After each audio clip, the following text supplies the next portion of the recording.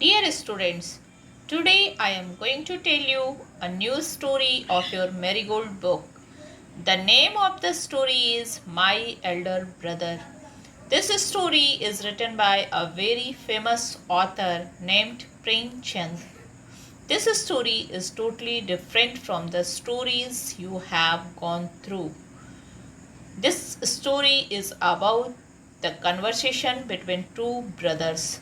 Before going through the story, I want to tell you something about the author. Let's see some important points about the author Premchand. Premchand was a great Indian writer. His real name was Dhanpat Rai Srivastava. Premchand was his pen name. He was born in a village near Banaras. Nowadays it is called Varanasi. In 1880, he died at the age of 56. Although his family wasn't wealthy, Premchand received a good education in Persian and Urdu. Initially, he wrote in Urdu but switched to Hindi later. He was deeply influenced by Dickens, Tolstoy, and Gandhi, among others. His story always had a social message and tried to place a mirror before society. Some of his classics like Shatranj ke Khiladi and Sadgati have been made into films. Let's see the introduction of the story. What the author want to say in the story. My big brother is a little different from Premchand's usual stories. It is a delightful story of two brothers and describes the strictness displayed by the big brother in all his dealings with his younger sibling. What he says seems to be true for all younger children in families. Read on to discover more about this bitter and sweet relationship between the two brothers. Students, I am going to give you an animated story of my elder brother. Listen the story carefully and also write about the author in your note. In my next video, I will come with full explanation of the story. My big brother was 5 years older than me, but only 3 grades ahead. He'd begun his studies at the same age I had, but he didn't like the idea of moving quickly in an important matter like education. So he took 2 years to do 1 year's work. Sometimes he even took 3. I was the younger, he the elder. I was 9, he was 14. Because he was older, he had every right to supervise and instruct me, and I was expected to always obey him. He was very serious about his studies. He was always sitting with a book open. Sometimes, perhaps, to rest his brain, he would draw pictures of birds, dogs and cats in the margin of his notebook. He would copy a couplet out several times in beautiful letters or create new words which made no sense. He was in the 9th grade. I was in the 6th. To understand his creations was beyond my powers. I wasn't very interested in studies. As soon as I got the chance, I'd leave the hostel and go to the field and play marbles or fly paper kites, or sometimes just meet a friend. What could be more fun? But as soon as I came back and saw my brother's scowling face, I was terrified. The first question would be, Where were you? If you don't study English, you'll be studying your whole life. Studying English is no laughing matter. Otherwise, everybody would be experts in English. You've got to use all your energy and then maybe you'll master the subject. And even then, you may just learn a little. Even great scholars can't write proper English, to say nothing of being able to speak it. How will you pass when you waste your time in playing? If it takes me 2 or even 3 years, you'll spend your whole life studying in one grade. It would be better if you just went home and saved father's hard-earned money. I'd start crying. What could I say? I was at fault. But who could take a scolding like that? My brother was an expert in the art of giving advice. He would say such harsh words and crush me with such good advice that I would feel sad and my courage would disappear. I often thought, why don't I run away from school and go back home? Why should I spoil my life trying to do something that is difficult for me? I was willing to remain a fool.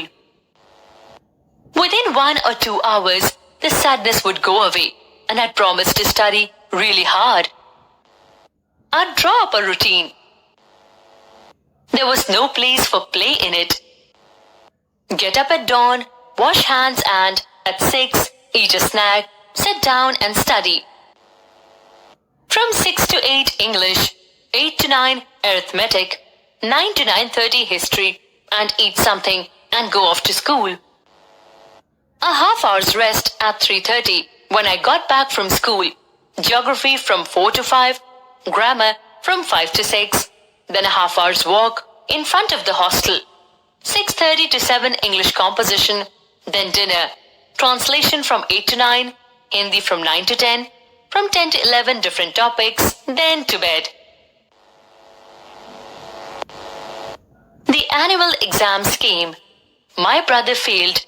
I passed and was first in class. There was now only 2 classes difference between him and me. I wanted to tease him about this, but he was so sad and depressed that I really felt sorry for him. However, I was proud for myself. My brother's control over me was over. I began to take part freely in games. When he would lecture me, I'd say, with all your studying, what kind of marks did you get? He'd reply, You have become very proud. But my brother, even great men have to suffer for being proud. You must have read what happened to Ravan. Didn't you learn anything from his story? It is not enough to pass an exam. The real thing is to develop your mind. Understand the message behind what you read. Ravan was the master of the earth. All the kings of the earth respected him, but what happened to him in the end? Pride completely destroyed him. When a man becomes proud, he loses both this world and the next. You must have read about what happened to Satan too. He was so proud that he thought no one was more sincere to God than himself. Finally, he was sent out of heaven to hell. You've just been promoted 1 grade and you are so proud. Understand this. You did not pass because of your own efforts. You just got lucky. Don't think that because I failed, I'm stupid and you're smart. When you reach my class, you'll sweat. When you have to understand algebra and geometry and study English history. It's not easy to memorize the names of all the kings. There were so many Henrys. Do you think it's easy to remember all the things that happened in each Henry's time? There were dozens of James, dozens of Williams, and scores of Charleses. You get dizzy with them. Your head will be spinning around. And as for geometry, if you write ABC instead of ABC, your whole answer is wrong. Does it make any difference if you eat lentils, boiled rice and bread, or boiled rice, lentils and bread? examiners only see what's written in their books. They want us to learn everything by heart. They say write an essay on punctuality, no less than 4 pages long. Who doesn't know that punctuality is a very good thing? Do I need 4 pages for what I can describe in one sentence? It was almost time for school, otherwise, I don't know when this lecture would have ended. If I got a scolding like this after I passed, maybe if I failed, I would have to pay with my life. But even a scolding like this didn't change things a bit. I never missed a chance to play. I also studied, but much less, just enough to complete the day's work and not be scolded in class. When it was the yearly exams again, and it so happened that once again I passed and my brother failed. I hadn't done much work, but somehow or other, I passed in the first division. I was quite surprised. My brother had just about killed himself with work, memorizing every word in the course, studying till 10 at night, and starting again at 4 in the morning, until we went to school. But the poor fellow failed again, and I felt sorry for him. When he heard the results, he broke down and cried, and so did I. I no longer felt any pleasure in passing. There was only one grade left between my brother and me. The terrible thought crossed my mind that if he failed just one more and I passed, I would be at the same level as him. Then, what grounds would he have for lecturing me? But I immediately got this ugly thought out of my head. After all, he scolded only to help me. Now my brother became much gentler towards me. Several times, when he found reason to scold me, he did it without losing his temper. My independence grew. I started imagining that I'd pass next time whether I studied or not. I found a new pleasure in flying kites.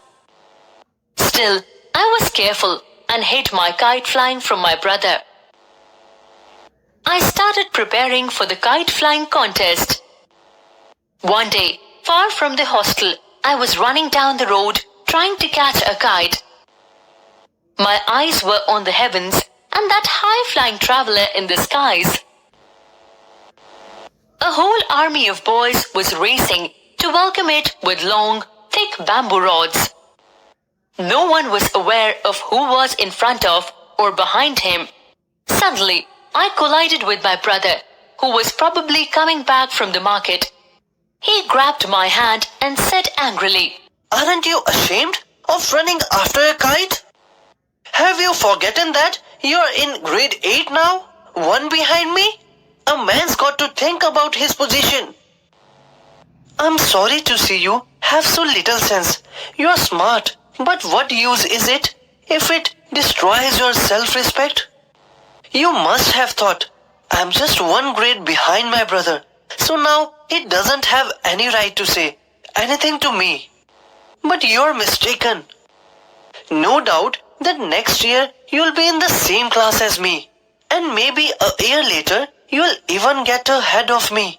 But I'm 5 years older than you, and I will always be. The experience I have of life and the world you can never catch up with, even if you get an MA and a D.Lit and even a PhD. Understanding doesn't come from reading books. Our mother never went to school, and Dad probably never went beyond the 5th grade. Maybe they don't know what kind of government there is in America. But you and I don't even know how to make our pocket money last through the month.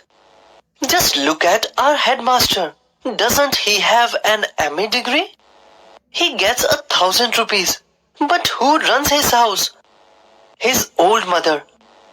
There his degree are useless. He used to manage the house himself, but he couldn't make both ends meet. He used to manage the house himself, but he couldn't make both ends meet.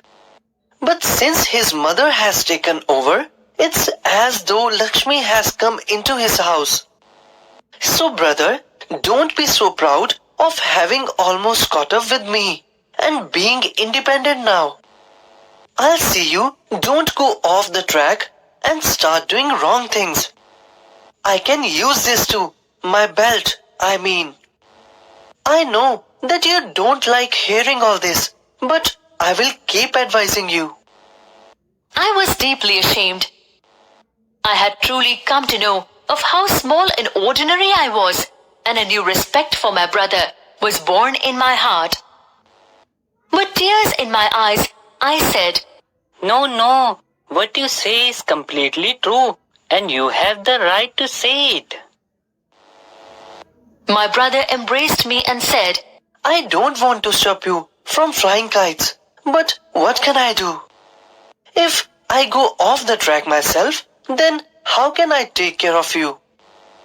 And taking care of my younger brother is my responsibility. Just then, by chance a kite that had cut loose passed over us with its string dangling down. A crowd of boys were chasing after it. My brother, being very tall, leaped up and caught hold of the string. He then did something that left me shocked, overjoyed and excited. He ran at top speed towards the hostel. I ran closely behind him.